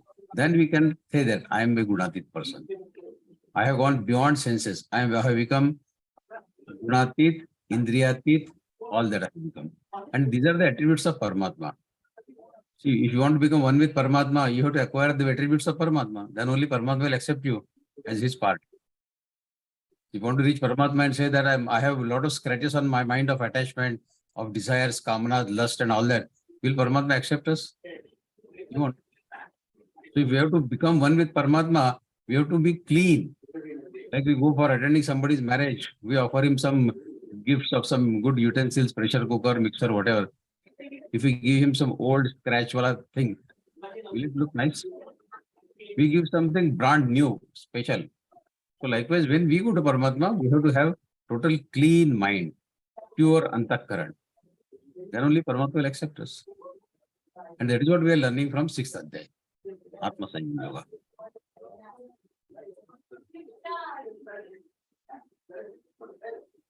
Thank you, Guruji. Thank you so much. It cleared my doubt, yeah, multiple times. Yeah, thank you so much. Next we have Jyoti Didi.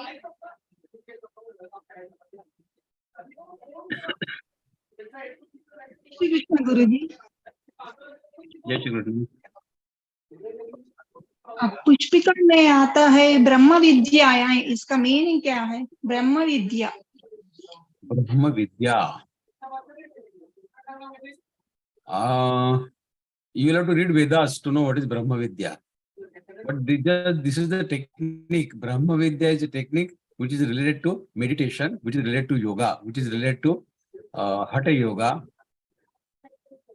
This Brahma Vidya cleanses your mind and body both. So in every Pushpika, you will read this Brahma Vidya, Brahma Vidya. So this is a special Vidya for cleansing the human body and his cleansing his mind. So that Vidya, which is elaborated in Vedas. And in Geeta also, we learn this in 6th Adhyay, in 14th Adhyay, in 17th Adhyay. 17th Adhyay teaches us what to eat, what not to eat. Katvam lalona tishna tishna ruksha vidayana ahara rajasa seshta dukkha kamaya prada. What ahar you should take, which is sattvic ahar, which is rajasi ahar, which is tamasi ahar. This is something which is teaching your body. People who eat sattvic ahar, their mind also becomes sattvic. People who eat rajasi, some very hot food, spicy food they eat, normally their anger level is a little high than people who do not eat that kind of food. So these are all the basic things which we learn in Geeta, and that's why we call it Brahma Vidya also. It is Vidya related to our cleansing of mind and body both. Okay, thank you, Guruji. Further we have Rajji. Jai Shri Krishna. May I say this 17th chapter, this Uchishtam api chamedhyam bhojanam tamasapriyam. But in a family, we eat each other's uchishta to spare foods so that it will not get wasted. So is it also we are tamas? You see, Paramatma is teaching us not to eat uchishta because technically, scientifically speaking, medically speaking, any food which is more than 2 prahar long becomes a waste food. It does not do any good to your body. We have this habit of cooking in good quantity, good number, put it in the deep fridge or in the fridge, take it out in the evening, put it in the microwave and eat it, thinking that it is still fresh. But that is not so. If you put it in the fridge, it does not. It is not freeze. Yes, today I eat something and I could not complete it. Something is left. My wife take that. So that is also with system. No, that is very wrong. That is the thing which most of the housewives do. They don't want to let the food go waste. It's better to learn the technique of preparing in good quantity. I mean, require quantity rather than eating such food which you cook in the morning and eat in the night or on the next day also. Not morning. This fresh food only. That was fresh food only. Fresh food only. Fresh. But yuktahara viharasya, you have to learn that also. Yuktahara viharasya, that means you have to eat the food in the required quantity. Just because there is too much of rice prepared, so I will eat more. That is what I took a required quantity. I could not. I did not feel like taking further, so it was left. So no, you can give it to your maid. You can give it to your watchman. Don't burden your maid. And that is also a heinous crime. To give someone that what we don't take, we should not give it to others also. No, because it is in their habit. They keep eating this only, no. So their body is sustained for that. I mean, even if you don't give them that from home, they will bring that kind of food only, which is a day old or whatever. Sir, besides, Sri Ramchandra took that Savari's food, Uchishta, that fruit. It was half. She tested it and then she gave. And then Rama took Uchishta. Yeah, he took Uchishta. because that was out of love, affection, and bhakti. We eating this kind of food not out of bhakti or out of any devotion.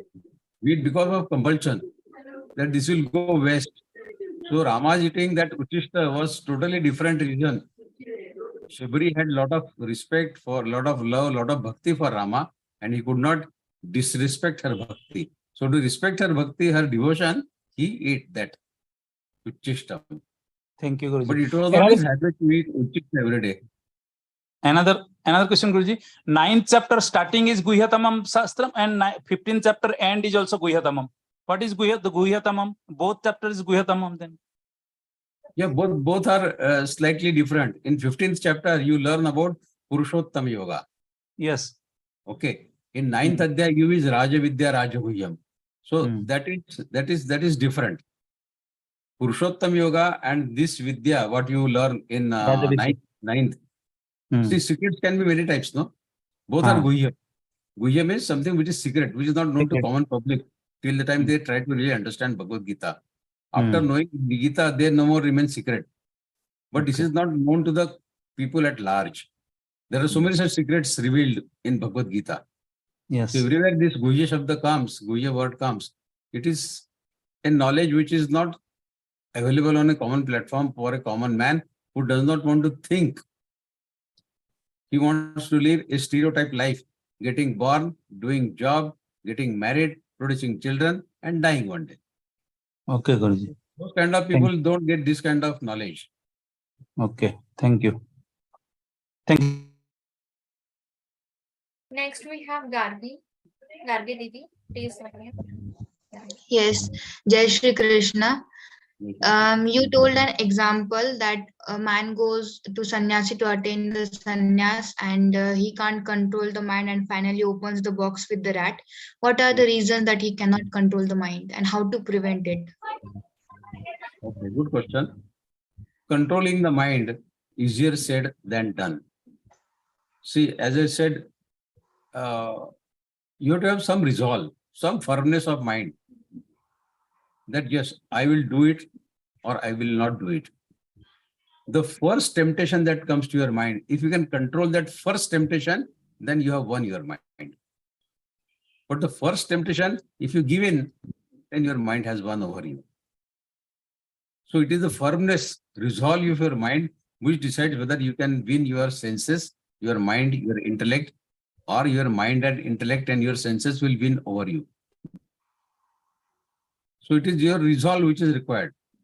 You cannot be lazy or laid back attitude and then saying that, okay, if I do it, it's okay. If I don't do it, it's okay. That kind of attitude doesn't help in restraining your senses, restraining your mind, or restraining your body. As I said, if the alarm goes at 5 o'clock, the first time the bell rings of alarm, you have to get up from the bed. The moment you get up, the sleep goes off. But if you think, should I take another sleep for another 10-15 minutes, then maybe I will wake up. Then you are gone. Then you cannot control your senses. So the first moment that this question enters your mind, should I do it or should I not do it? You decide. You have Viveka Buddhi.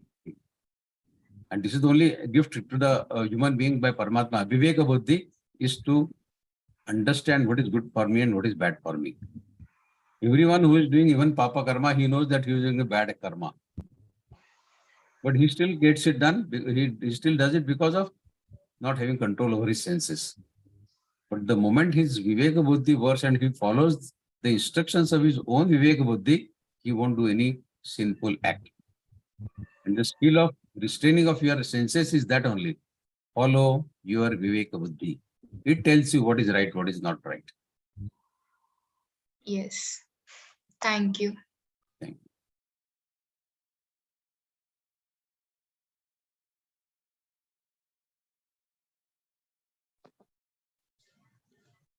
Hello. Yes, please. Hello. Jai Shri Krishna.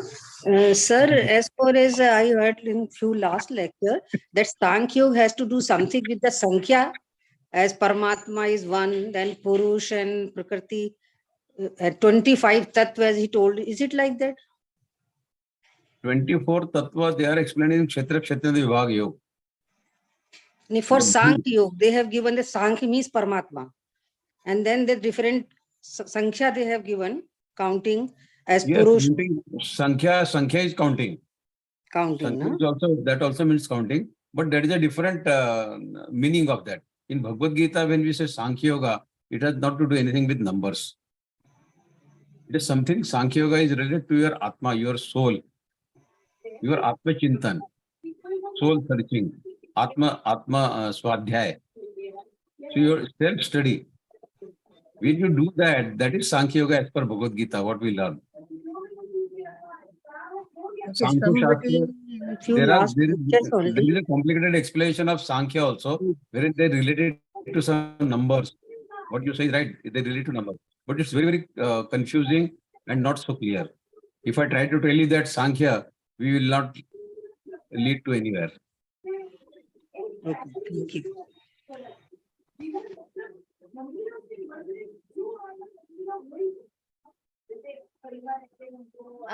Do we have any other participant with any other doubt? Please raise your hand and turn on your video.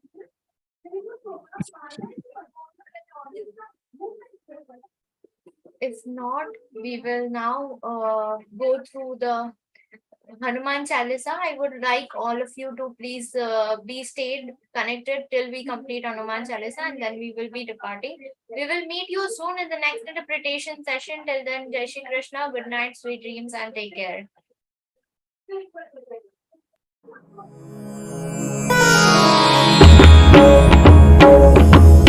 Shri गुरु चरण सरोज रज निज मनु मुकुरु सुधारी बरनउ रघुबर बिमल जसु जोदायक फलचारी बुद्धिहीन तनु जानिके सुमिरौ पवन कुमार बल बुद्धि विद्या देहु मोहि हरहु कलेस विकार। जय हनुमान ज्ञान गुण सागर जय कपी सति लोक उजागर रामदूत अतुलित बल धामा अंजनी पुत्र पवन सुत नामा महावीर विक्रम बजरंगी कुमति निवार सुमति के संगी कंचन बरन विराज सुबेसा कानन कुंडल कुंचित केसा हाथ वज्र और ध्वजा विराजे कांधे मूज जनेऊ साजे शंकर सुवन केसरी नंदन तेज प्रताप महाजगवंदन विद्यावान गुणी अति चातुर राम काज करिबे को आतुर प्रभु चरित्र सुनिबे को रसिया राम लखन सीता मन बसिया सूक्ष्म रूप धरि सियहि दिखावा विकट रूप धरि लंक जरावा भीम रूप धरि असुर संहारे रामचंद्र के काज संवारे लाय सजीवन लखन जियाए श्री रघुबीर हरषि उर लाए रघुपति कीन्ही बहुत बड़ाई तुम मम प्रिय भरतहि सम भाई सहस बदन तुम रोजस गावे अस कहि श्रीपति कंठ लगावे सनकादिक ब्रह्मादि मुनीसा नारद सारद सहित अहिसा जम कुबेर दिक्पाल जहाते कवि कोविद कहि सकै कहाते तुम उपकार सुग्रीवहि कीन्हा राम मिलाय राजपद दीन्हा तुम्हरो मंत्र विभीषण माना लंकेश्वर भय सब जग जाना जुग सहस्र जो जन पर भानु लील्यो ताहि मधुर फल जानू प्रभु मुद्रिका मेलि मुख माहि जलधि लांघि गए अचरज नाही दुर्गम काज जगत के जेते सुगम अनुग्रह तुम्हरे तेते राम दुआरे तुम रखवारे होत न आज्ञा बिनु पैसारे सब सुख लहै तुम्हारी सरना तुम रक्षक काहू को डरना आपन तेज संहारो आपे तीनों लोक हांकते कांपे भूत पिशाच निकट नहीं आवे महावीर जब नाम सुनावे नासै रोग रोग हरे सब पीरा, जपत निरंतर हनुमत वीरा। संकट ते हनुमान छुड़ावे, मन क्रम वचन ध्यान जो लावे। सब पर राम तपस्वी राजा, तिनके काज सकल तुम साजा। और मनोरथ जो कोई लावे, सोई अमित जीवन फल पावे। चारों जुग परताप तुम्हारा, है प्रसिद्ध जगत उजियारा। साधु संत के तुम रखवारे, असुर निकंदन राम दुलारे। अष्ट सिद्धि नौ निधि के दाता, असवर दीन जानकी माता। राम रसायन तुम्हारे पासा, सदा रहो रघुपति के दासा। तुम्हारे भजन राम को पावे, जन्म जन्म के दुख बिसरावे। अंत काल रघुबर पुर जाई, जहाँ जन्म हरि भक्त कहाई। और देवता चित्तन धरई, हनुमत से सर्व सुख करई। संकट कटे मिटे सब पीरा, जो सुमिरे हनुमत बलबीरा। जय जय जय हनुमान गोसाई, कृपा करहु गुरुदेव की नाई। जो सत बार पाठ कर कोई, छूट ही बंदी महासुख होई। जो यह पढ़े हनुमान चालीसा, होय सिद्धि साखी गौरीसा। तुलसीदास सदा हरि चेरा, की जय नाथ हृदय महडेरा। पवन तनय संकट हरन, मंगल मूर्ति रूप। राम लखन सीता सहित, हृदय बसहु सुर भूप। सियावर रामचंद्र की जय, पवन सुत हनुमान की जय। उमापति महादेव की जय। Jai Shri Krishna, all of you. Thank you so much for being here. Thank you so much, Vikas ji. Thank you so